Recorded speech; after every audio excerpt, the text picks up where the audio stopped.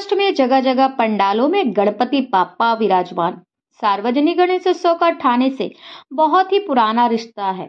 अनेक गणेशोत्सव मंडलों द्वारा तरह तरह की झांकियां इस मंडल के माध्यम से दिखाई जा रही हैं। ठीक उसी तरह ठाणे के किशन नगर नंबर 2 में सर्वोदय मित्र मंडल की इच्छापूर्ति गणपति पंडाल को आनंद आश्रम की सुंदर झलकियों से सजाया गया, जो कि हर किसी को लुभा रही है। इच्छापूर्ति गणपति विगत 30 सालों से हर साल अलग अलग थीम लेकर झांकी का निर्माण किया जाता है।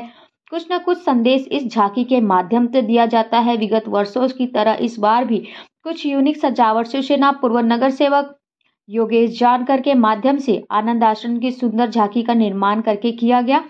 सोमवार को सत्यनारायण की महापूजा एवं महाप्रसाद का आयोजन किया गया, जिसका लाभ हजारों गणेश भक्तों ने लिया। साथ ही आए हुए अतिथि गणमान्यों का स्वागत सत्कार किया गया। साथ ही उन्होंने भी महाप्रसाद का लाभ लिया।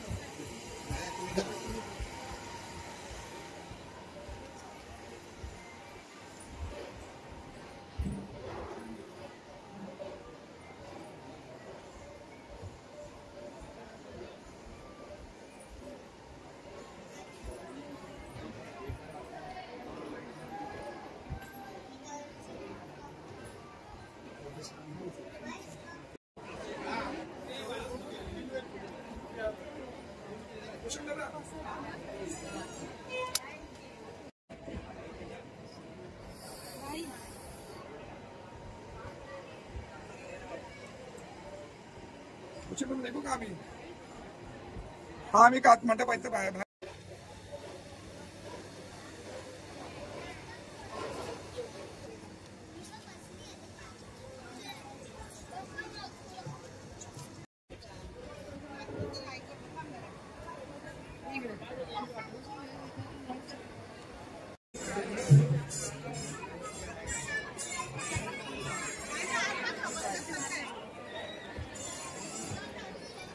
सर्वोदय मित्र मंडळ यावर्षी 30वे वर्ष आहे आणि प्रत्येक वर्षी म्हणजे 30वे वर्ष असल्यामुळे ना प्रत्येक वर्षी आम्ही पूजे दिवशी महाप्रसाद भंडारा ठेवतो आणि आपण बघितलं की 10 दिवस कसे गेले हे आम्हालाही कळलं नाही आणि यावेळी सुंदर देखावा म्हणजे आमच्या मंडळाने आणि प्रथम पारितोषिकही भेटलं आणि यावेळी आम्ही धर्मवीर दिघे साहेबांचा आनंद आश्रम हा कन्सेप्ट केला होता आणि खरंच दिघे साहेबांनी चांगला आशीर्वाद दिल्यासारखं आज सगळीकडे आमचं चांगल्या मंडळाचं नाव उंच गणरायाजवळ एवढीच प्रार्थना करतो की सर्वांना चांगली बुद्धी दे आणि सगळं चांगलं वर्ष आयुष्य चांगलं जाऊ दे एवढीच आम्ही प्रार्थना करतो।